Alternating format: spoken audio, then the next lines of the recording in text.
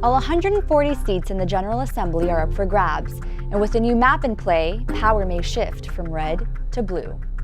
A special city council election with a long list of contenders, the winner may be the deciding vote on major city projects.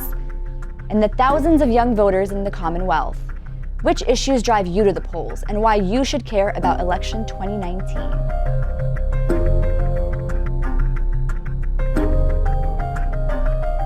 It's not the splashiest election. No presidential race, no governor on the ballot, but it's an important one. The entire General Assembly is up for re-election. Those are the state delegates and senators who make Virginia law. And in Richmond, there is a special election to fill a city council seat. It all happens November 5th. I'm Orzo Hadjigurban, and our team of reporters at VCU put this guide together for young voters. We're going to break down the key races, introduce the candidates, and talk about key issues. To start, let's talk about you. Young voters have a reputation for not turning up on Election Day, but as Shakila Schulterbrand reports, around here, that's not the case. The VCU Student Commons is normally a place where people go to hang out, but on November 5th, it becomes a polling place. VCU students have a pretty high voter turnout, but in an off-year election, will that still be the case? In 2016, over 60% of VCU students cast their vote, beating the national average of 50%. Students and young people in Virginia actually have it quite good compared to other institutions and other states. But that was a presidential race. In an off-year election, turnout is much lower. Political science professor Amanda Winterseck says young people are still a key voting bloc. And they're looking at national data instead of looking at the local data that shows that VCU students are voters.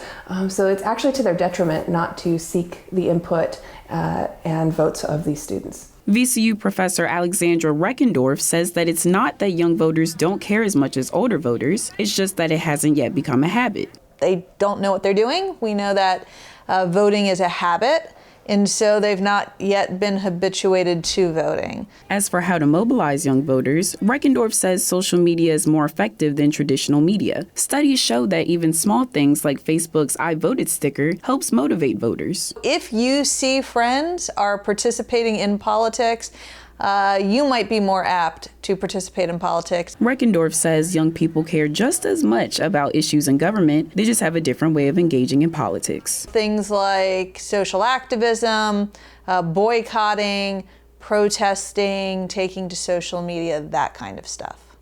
A little over 50% of Virginia millennial voters turned out for the 2016 election, but last year for the governor's race, only about 47% turned out. Reporting from VCU, I'm Shakila Schulterbrand. If you want to see if you're registered to vote and where your polling place is, here's what to do.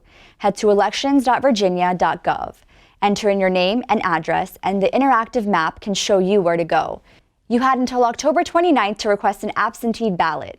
Unfortunately, if you haven't registered yet, Virginia doesn't have the same-day registration. Once you've found your polling place, here's what you should bring on Election Day. You need to have a form of photo ID. Some acceptable forms of ID include a driver's license, an employer-issued photo ID, or a United States passport.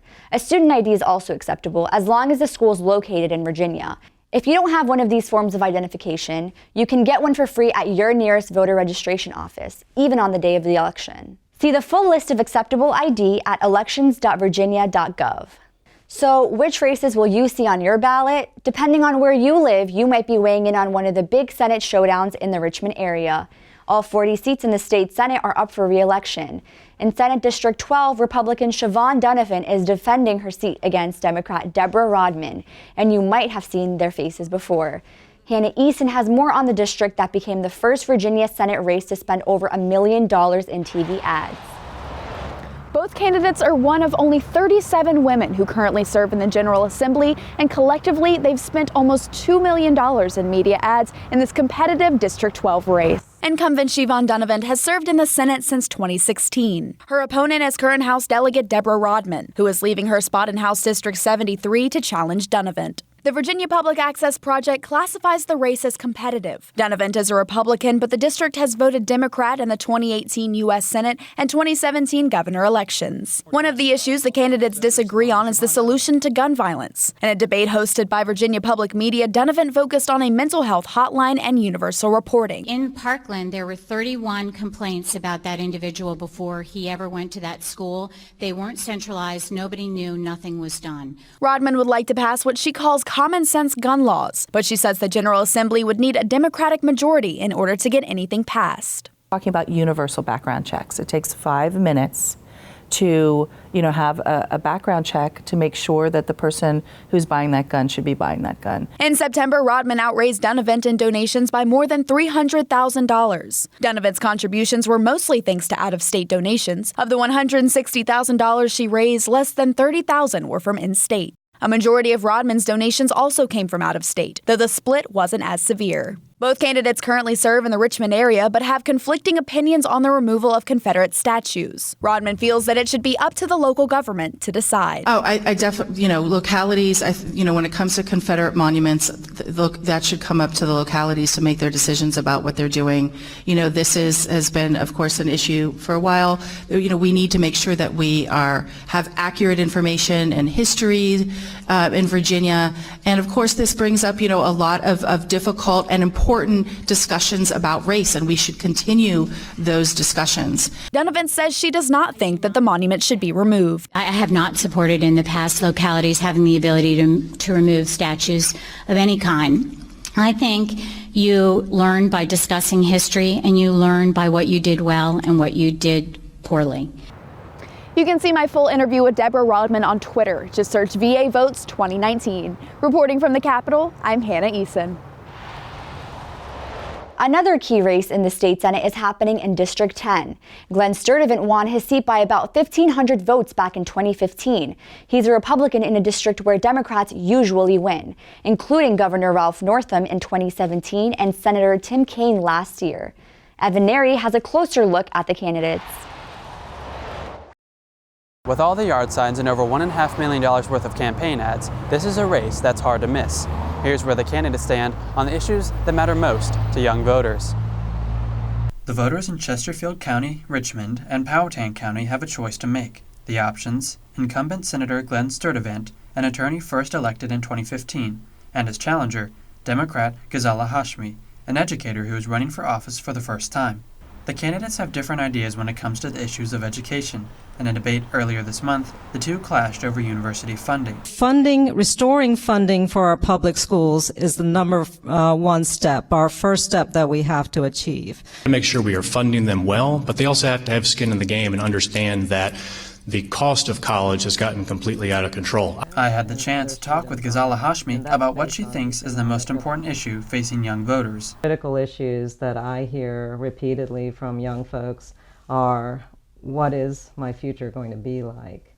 And the climate crisis is at the top of their list. They understand that we have to make some changes immediately. Glenn Sturdivant did not respond to our request for an interview, but earlier this year, he wrote an editorial about college affordability, saying, "Limiting tuition increases is just part of that puzzle, but it is a very meaningful step for students struggling to afford their education." Gun control is another major issue that's come up on the campaign trail. Hashmi says she supports universal background checks, banning bump stocks, and banning assault weapons, and making sure red flag laws are in place. Sturdivant's campaign website lays out his views on gun control. He supports red flag laws, which restrict gun rights for people determined to be a threat, and he says he'd support legislation to arm teachers in public schools. You can see my full interview with Ghazala Hashmi on Twitter. Just search VA Votes 2019. Reporting from Monument Avenue, I'm Evan Neri.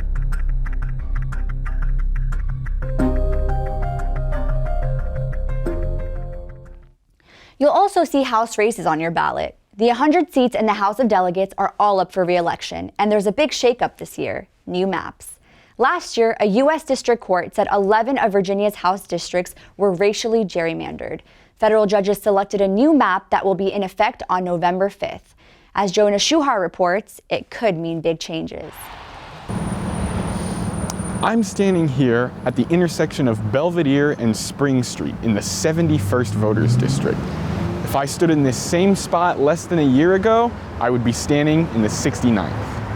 These maps weren't supposed to be redrawn until after the 2020 census, but last year a federal court ruled that 11 House districts were racially gerrymandered, meaning that they've been drawn to favor one party based on racial demographics.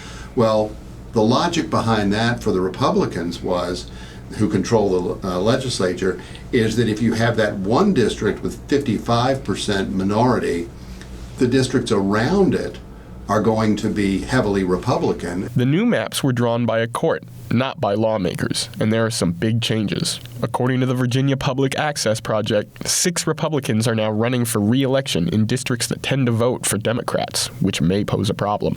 Political science professor Ernest McGowan says Republicans running in newly blue districts have to change strategy. It's going to definitely make them emphasize different issues. We're hearing a lot about education, right? What we call valence issues, issues that cut across party lines that everyone agrees with. McGowan says there's still hope for Republicans to keep their seats. And so there may be a question as to whether or not that Democrat mobilization is actually going to be enough to overcome the traditional mobilization machines of those Republicans. Democrats need to flip 3 seats in order to take control in the House. Now, the district I'm standing in is majority Democrat, but according to the Virginia Public Access Project, there are 23 other districts that are highly competitive as a result of these new maps. One of the districts most affected by the new maps is House District 66. House Speaker Kirk Cox has held the seat for 30 years, but the new map makes the district highly competitive. Katie Mooney is in our newsroom with more. According to the Virginia Public Access Project, redistricting moved this district over 30 points in the Democrats' favor. District 66 includes Colonial Heights and Chesterfield County. Here it is before redistricting, and here it is now. Republican Kirk Cox is facing a challenge from Democrat Sheila Bynum Coleman, who previously ran for delegate in another district. Cox was first elected to the House in 1989. He's the current House Speaker. We weren't able to talk to Cox about issues that matter to young voters, but in previous interviews, he's focused on the cost of higher education. For me, everything comes down to the next generation succeeding. That's what I was about as a teacher. That's what I was about as a coach in the House of Delegates. Democrat Sheila Bynum Coleman told me she believes criminal justice reform is the biggest issue facing young voters. Virginia can legalize the adult regulated use of marijuana and decriminalize it and allow people who have been in prison and convicted of our bad marijuana laws that they can be released from prison and their records can be expunged. On the issue of gun control, Cox and the Republican-controlled House ended a special session on gun violence without taking action. Cox tweeted, "The VA House GOP will steadfastly fight to defend the Second Amendment rights of law-abiding citizens from far-left gun control proposals this session." Bynum Coleman says she supports several gun control measures, especially after her daughter was shot. I want to see universal background checks. I want to put a knot in the loopholes at the gun shows. Every firearm sale should have a universal background check, and that's it. That's the bare minimum. Again, we weren't able to get an interview with Kirk Cox, but you can see our full interview with Sheila Bynum Coleman by checking out our Twitter page at VA Votes 2019. Reporting from our Richmond newsroom, I'm Katie Mooney. Another key race we're watching is District 72, where Republican Gay Donna Vandergriff is challenging Democrat Skylar Van Valkenburg. Jasmine Sneed has a closer look at the candidates. House District 72 was represented by Republicans for nearly 3 decades. Democrat Skylar Van Valkenburg flipped the seat in 2017, but now he's facing a challenger trying to turn it red again.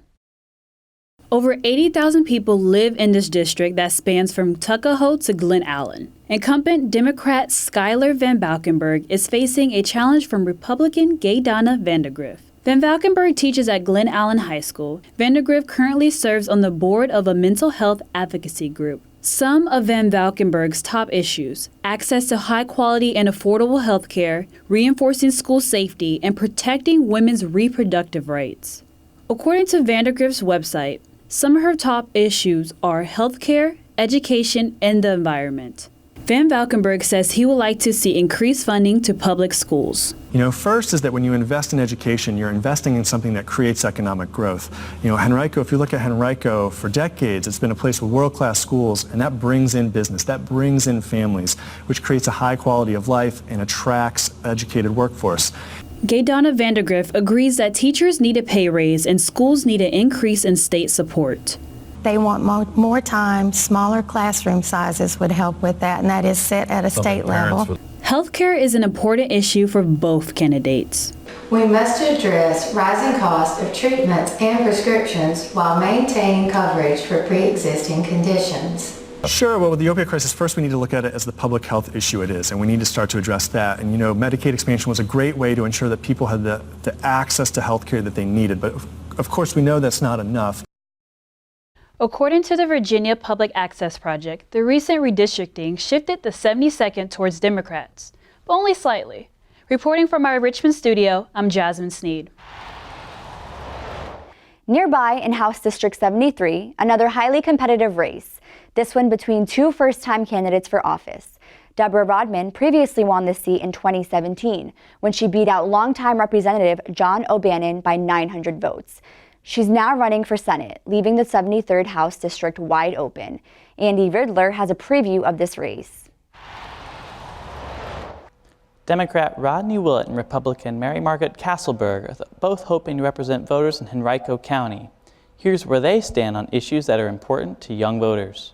The new district maps may have shifted the 73rd slightly more Republican, but it's still a competitive race, especially with two political newcomers. Both candidates have a background in business. Democrat Rodney Willett is a technology consultant, while Republican Mary Margaret Castleberg is a financial services advisor. They're also similar when it comes to some key issues, with Castleberg breaking away from her party's traditional stance on gun control. In my view, if you go to a public gun show to purchase a gun, you should have a background check. She also supports red flag laws, limiting magazine sizes, and closing the gun show loophole. However, she opposes any sort of weapons ban and stops short of calling for universal background checks, which is something Willett supports. So I think it's time for universal background checks, doing something about the magazine sizes, limiting that, and then a red flag law, with due process provided. When it comes to health care, more differences. Castleberg says on her website that she wants to protect patients with pre-existing conditions and that she opposes any form of Medicare for all. Willett wants to expand Medicaid and chose to highlight prescription drug costs in one of his campaign ads. No cost. Now Rodney's running for delegate because he knows it shouldn't take a good deed. I reached out to the Castleberg campaign but was not able to get an interview. I did talk with Willett, and when I asked him to name the biggest issue facing young voters, he didn't hesitate to say climate change. You can check out that interview on Twitter by searching VA Votes 2019. Reporting from my Richmond studio, I'm Andy Riddler.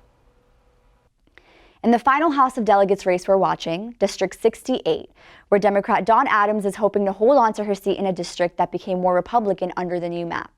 The voters in parts of Chesterfield County, Richmond City, and Henrico County will choose between Adams, a nurse practitioner and business owner, and Garrison Coward, who has worked in politics behind the scenes but is running for office for the first time. The candidates have different ideas when it comes to the issues that matter to young voters. Delegate Adams told WTVR she was disappointed the General Assembly did not pass gun safety legislation in its special session this year. And so it's really important that we listen to that as legislators and come together and decide, there are measures that we can take and at the same time preserve the Second Amendment rights that people are concerned about. In an interview with VPM, Adams says there's public support for several changes to gun laws. Universal background checks, one gun a month, limiting the purchase of, high capacity magazines. I mean, these are just sort of reasonable proposals that I think most Americans across, at least, from everything I've read, people agree on those things, even gun owners. Garrison Coward told WTVR that he agrees that addressing gun violence is a priority. For me, it's making sure that we have mentally ill folks and violently radical individuals not getting access to these weapons. In an interview with VPM, Coward said he supports more resource officers in schools and doing more to address mental illnesses. He also said he's open to red flag laws and universal background checks. The candidate's website also shed some light on their priorities. Adams' list starts with affordable health care, then education reform, protecting the environment, job creation, and responsible government spending. Coward's website lists education, crime and safety, encouraging growth for small and medium-sized businesses, government accountability, and health care.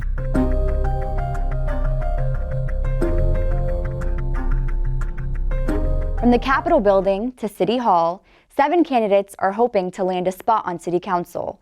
The election is to replace current 5th District Councilman Parker Agilesto. He moved out of the 5th District last year. He planned to finish his 4-year term, but facing legal battles over his decision to stay, he announced his resignation in April. Now, 7 candidates are hoping to finish out his term, which ends December 2020. The new council member would then need to run again for a full term. We were able to sit down with 5 of the 7 candidates to talk about why they should get your vote. You can find the full interviews on our Twitter page, but here's a quick introduction. I'm Erica Moken, and I sat down with 5th District candidate Stephanie Lynch. Lynch's background is in social work and has built a career as an advocate for access to health care and mental health. During Lynch's interview, she talked a lot about making the city government more transparent and improving trust between the public and city leaders. Some of the specific priorities she mentioned included working alongside the Richmond School Board to improve schools, getting additional state funds for the city projects. As for the Navy Hill redevelopment plan, she says she's a no based on what she knows as today. She also mentioned her thoughts on property real estate tax. You can see more about Lynch's interview by visiting her campaign website, electstephanielynch.com. You can also see our entire conversation by visiting our Twitter page, VA Votes 2019. I'm Brad Vassar, and I sat down with City Council candidate Thad Williamson, who's no newcomer to Richmond politics. Williamson is an associate professor of leadership studies at the University of Richmond. He worked with Mayor LeVar Stoney in 2016 as an advisor on his policy platform. On the issues, Williamson told me he'd like to see City Council focus more on creating social change and advocacy to improve the city of Richmond. He says that a better budget is what will allow for his success in office. Williamson also talked about his plan for Richmond City Public Schools and issues with the current City Council.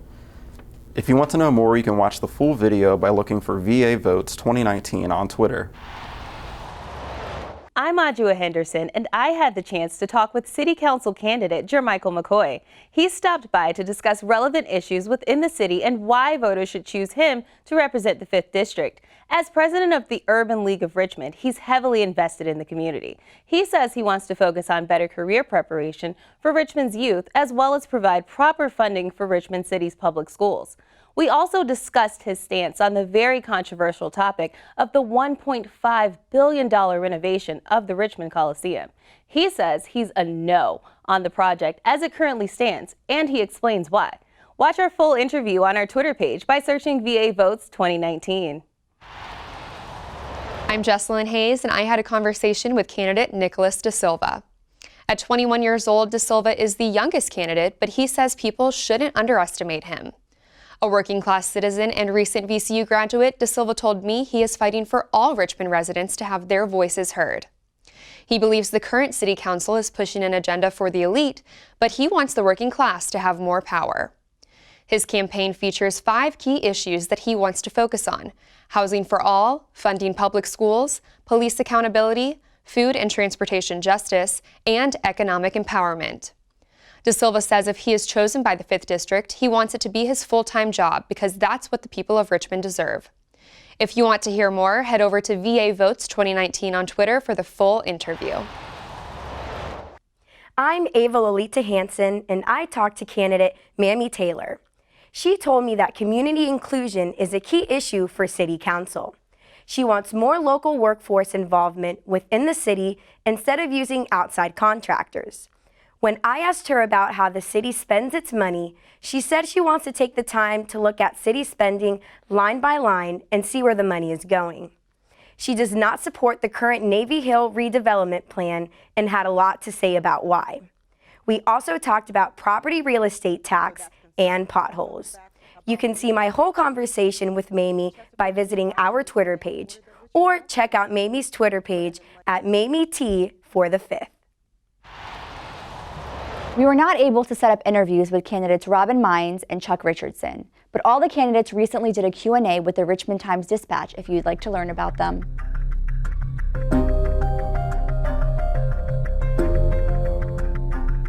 Now, let's get to why all this matters, the issues. A recent poll from the Washington Post found that a majority of Virginians say they're prioritizing health care, gun policy, and education this election. Gun policy came out as the top issue, with 3/4 of Virginians saying the issue is very important to their vote.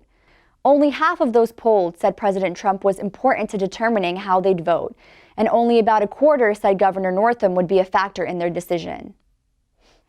As for the issues that matter most to young voters, the rising cost of college is consistently named a top concern. Trey Smith looked into what Virginia lawmakers could do to fix the problem. Here on VCU's campus, students saw a tuition freeze for this school year, but it was the first time tuition had an increase in nearly 2 decades. Anaya Sprague says she's trying not to think about how much student debt she's racking up. I don't know how I'm going to do this, but I'm going to have to figure it out because I think I'm like $17K in debt right now. Most students who graduate leave with not only a degree, but a financial burden. 6 out of 10 Virginia college students graduate with debt, owing an average of $30,000.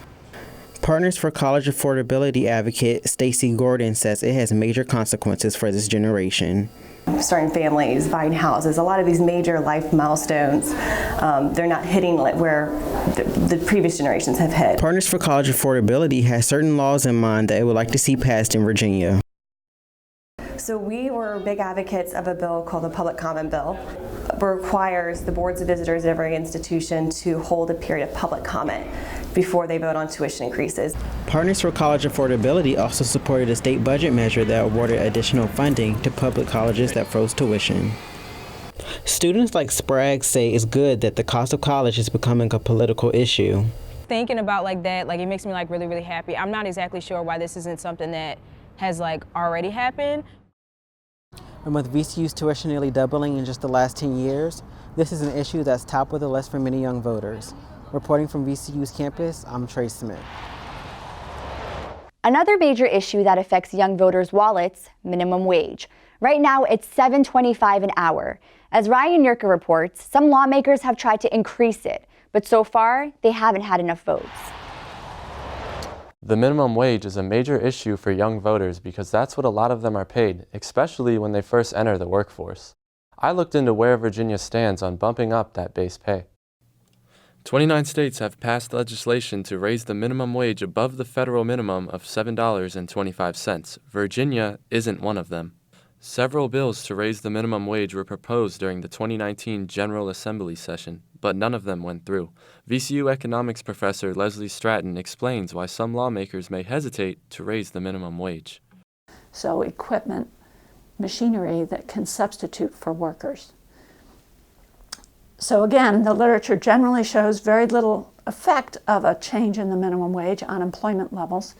But if you're talking about a large change in the minimum wage, I think then you would see an effect, and I think there is a long-run effect. She also points to a common misconception about the impact of higher minimum wages. There's a lot of move now to increase the minimum wage to $15 an hour, and I understand that. The idea is you want it to be a living wage. But again, if you're seeking to help the working poor, the minimum wage to a large extent goes to teenagers and young people. And they're not working poor, they're living at home, being supported for the most part by their parents, not all of them, obviously. A poll from the Washington Post shows 9 in 10 Democrats favor an increase in minimum wage, but less than half of Republican voters do. For those who want to leave it at $7.25, a common concern is the impact on small businesses. So thank God we pay our employees well, but if goods get raised in prices, then we would have to raise their pay as well, just because it'd be the right thing to do so they can provide for themselves and their families. The last time the minimum wage increased in Virginia was in 2009, when it increased to match the federal minimum. Democrats say if they can gain control of the General Assembly, they may be able to bump it up. The minimum wage could also go up in Virginia if the federal minimum wage goes up. This year, the U.S. House voted for an increase, but the bill didn't make it through the Senate. Reporting from our Richmond studio, I'm Ryan Yurka. Another popular issue among young voters, legalizing marijuana. A Gallup poll last year showed a whopping 78% of young people support legalization. Bria Hill has this report. Marijuana is mostly illegal in Virginia. Only medical use of THC and CBD oils is allowed, and only in specific circumstances with a doctor's approval. But as public support for legal pot grows, will Virginia laws change? 11 other states have legalized marijuana, but Virginia is not one of them. A recent study from the University of Mary Washington shows that 61% of Virginians support recreational marijuana. That support goes up to 80% when you look at Virginians under the age of 25. Executive Director of the National Organization for the Reform of Marijuana Laws, Jen Michelle Padini, says that keeping marijuana use illegal doesn't stop people from using it. Every year that Virginia chooses not to legalize and regulate the responsible adult use of marijuana, what it's effectively saying is that we would prefer for criminal enterprise to be the, quote, regulators of the industry. And argues it's safer to make it legal. We know that drug dealers don't ID, they don't label and lab test their products. So implementing a state-sanctioned regulatory model, as we've done for medical cannabis, is really how we move towards achieving those public safety goals. Decriminalizing marijuana also plays a role in criminal and racial justice. Jenny Glass of the American Civil Liberties Union of Virginia says that the Commonwealth is routinely in the top 10% for arrests for possession. What we know is that you're still much more likely to be arrested for marijuana if you're a black than if you're a white. In Virginia, the most recent statistics are 2.8 times more likely. According to a report from the Attorney General's office, 90% of marijuana-related arrests last year were for possession alone, and possession arrests increased 115% from 2003 to 2017. Lawmakers introduced bills last legislative session that would have legalized marijuana for those 21 and up, but those bills never made it out of committee.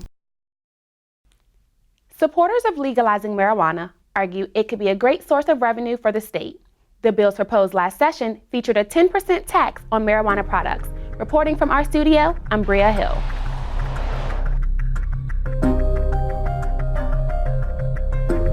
Big issues, big races, and hopefully big turnout from young voters. Check out any of these stories and interviews with the candidates by going to VA Votes 2019 on Twitter. And remember, polls open at 6 a.m. on November 5th. Reporting from our studio at VCU, I'm Orzo Haji-Gurban.